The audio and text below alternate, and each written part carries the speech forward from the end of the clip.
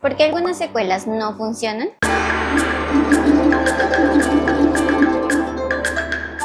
Para entender esto tenemos que hablar de los tipos de finales. Existen los finales abiertos y los finales cerrados. Los finales cerrados, como su nombre lo indica, encierran el círculo que compone la trama, de tal manera que en ellos 1. Se resuelve el conflicto. 2.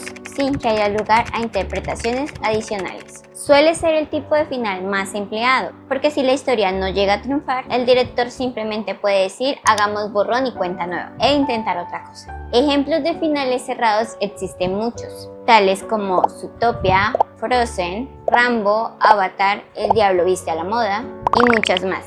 Como ya lo habrán notado, el hecho que una historia tenga un final cerrado no impide que se creen secuelas. Verbigracia, todas las que mencioné las tienen, pero si se fijan, la historia inicial, la que dio origen a la saga, funciona muy bien por sí sola, porque no fue planeada estructuralmente para prolongarse en varias entregas. Entonces, para que la secuela en este caso funcione, se debe crear un nuevo conflicto que conecte con el público. Por ejemplo, en Shrek 1, el conflicto gira en torno a un romance prohibido entre un ogro y una princesa, mientras que Shrek 2 se enfoca en la interacción y aceptación familiar. Como ven, el conflicto en cada caso es distinto, lo que ayuda al espectador a descubrir no solo una complementación de la historia, sino de sus personajes. Sin embargo, no siempre funciona, por una de dos razones, porque las secuelas se desvían tanto de la trama original que la historia comienza a carecer de sentido, por ejemplo en Resident Evil, o cuando cada entrega es un esfuerzo por replicar la fórmula de la primera. Por ejemplo, la tercera película de Kung Fu Panda es un mal intento por replicar las fórmulas de sus predecesoras, básicamente porque desconoce el efecto del paso del tiempo. Me explico. Po ya no es el mismo personaje ingenuo que es objeto de burla en la primera cinta. Es un guerrero reconocido y respetado. En ese sentido, hacer que la trama gire en torno a la obtención de un nuevo poder más grande que el anterior le resta importancia a lo narrado antes de. Ahora bien, respetar el pasado no garantiza el éxito o el buen recibimiento de una secuela. Miremos el caso de Toy Story 4. Para mí es el ejemplo de una secuela bien construida, porque deja el pasado en el pasado. Pasamos de centrarnos en volver con Andy a reconocer que Andy ya no está. Aunque muchos no están de acuerdo conmigo, supongo que les gana el factor nostalgia, lo cierto es que la secuela respeta la evolución del personaje. En la tercera película, Woody debe aceptar que Andy ya creció, mientras que en la cuarta debe aceptar que Bonnie no es su reemplazo. Su confusión respecto a Bonnie es válida, porque Woody siempre fue fiel a Andy, y pretender que de la noche a la mañana se vuelva fiel a Bonnie rompe el equilibrio inicial. Esto trae como consecuencia que por primera vez Woody elija sobre su propio destino. No abandona a Bonnie a su suerte como la gente suele decir, simplemente reconoce que las cosas han cambiado y que su futuro puede ser distinto. Dicho lo anterior, pasemos a los finales abiertos, cuando sí y cuando no funcionan las secuelas. Hola, soy Dototodi y en este canal analizamos animes, series y webtoons desde la perspectiva de un escritor. Funcionan siempre que el final inicial deje la puerta abierta a un nuevo conflicto. Por ejemplo, en Volver al Futuro 1, el Doc aparece en último minuto para decirnos que el hijo de Marty está teniendo problemas en el futuro. Al final de Piratas del Caribe 2, los piratas visitan a la bruja Calypso para que les diga cómo pueden traer a Jack de vuelta a la vida. Tanto en la primera como en la segunda temporada de Dark se da a entender que va a haber una continuidad. En estos casos, el final de la historia indica el comienzo de la siguiente. Para ponerlos en palabras simples, el final nos hace un adelanto de lo que vendrá en la siguiente entrega. Así pues, las secuelas funcionan porque estuvieron planeadas desde un inicio. Pero, ¿qué ocurre cuando el final es inconcluso? No es lo común de una secuela.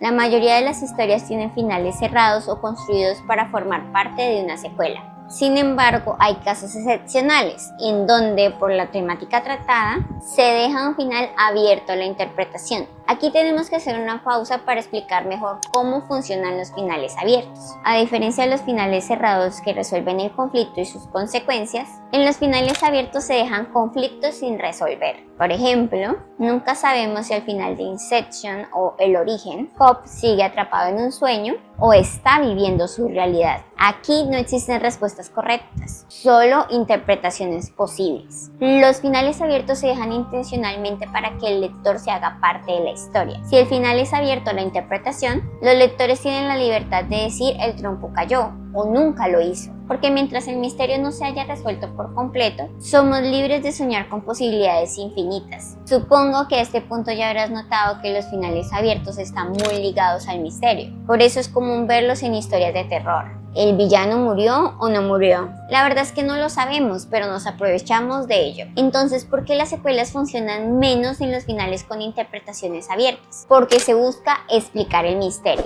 Piénsalo así. Tenemos dos cajas sobre la mesa. En una de ellas hay un billete de $1 y en la otra un billete de $10. ¿Cuál escogerías?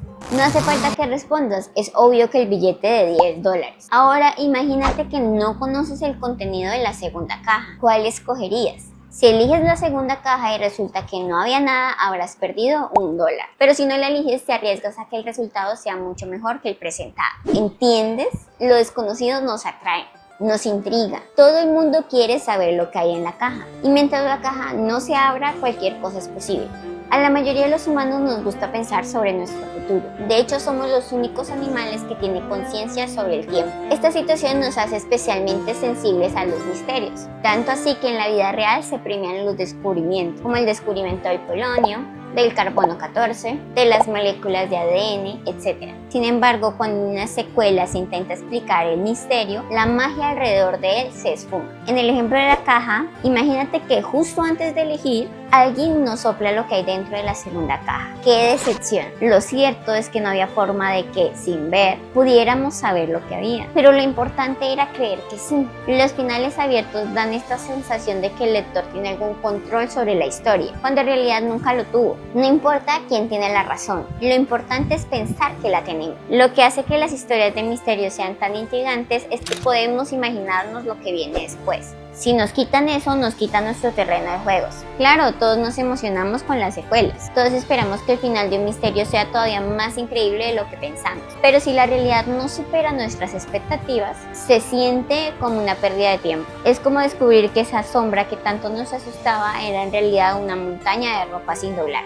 Esto me recuerda a la filosofía de Platón de que no hay nada más perfecto que lo que está en nuestra cabeza, aquello que pertenece al plano de las ideas. Mientras la idea esté en nuestra mente es perfecta, básicamente porque no podemos arrastrarla tal cual al plano real. Es la misma sensación que sentimos cuando queremos escribir una historia, pero no sabemos por dónde ni cómo comenzar. Por eso resulta tan difícil impresionar a un lector que ha tenido días, meses o incluso décadas para soñar con el final de una historia. Aunque disfrutemos los resultados, es probable que la idea de lo que pudo ser y no fue quede ahí, estancada en un rincón de nuestra mente, como una entelequia.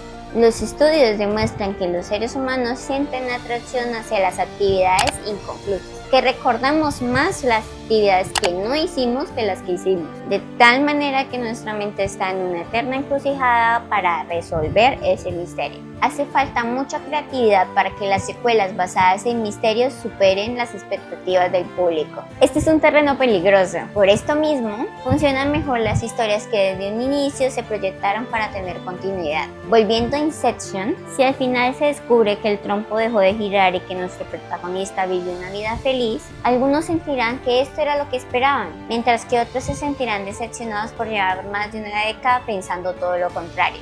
En pocas palabras, la revelación de un misterio conlleva, ineludiblemente, la decepción de una buena parte del público.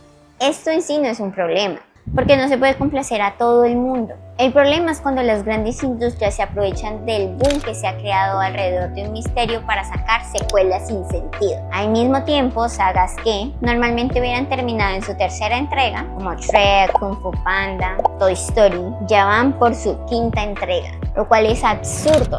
¿Por qué continuar historias que no necesitan continuidad?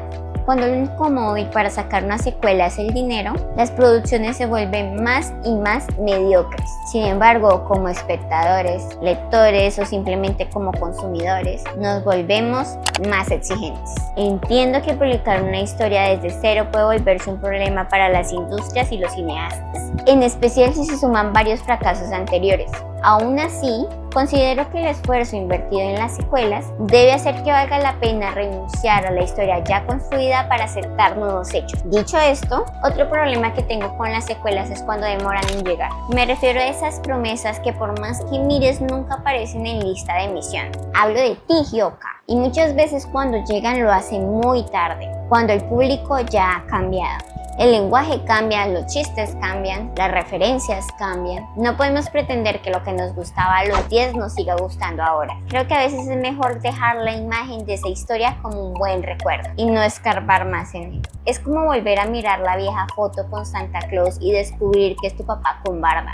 Tal vez hay historias que están destinadas a contarse en cada generación y otras que jamás encontrarán un final. Lo que sí sé es que allá afuera hay muchas historias que merecen ser contadas, no solo las que no sabemos de memoria. Estar presente en el inicio de un nuevo éxito también es emocionante. Y hasta aquí el video de hoy, espero que les haya gustado, déjenme saber qué opinan. Si les gustó denle like, déjenme un comentario, compartan. Nos vemos en el siguiente video y no olviden leer este fin de semana.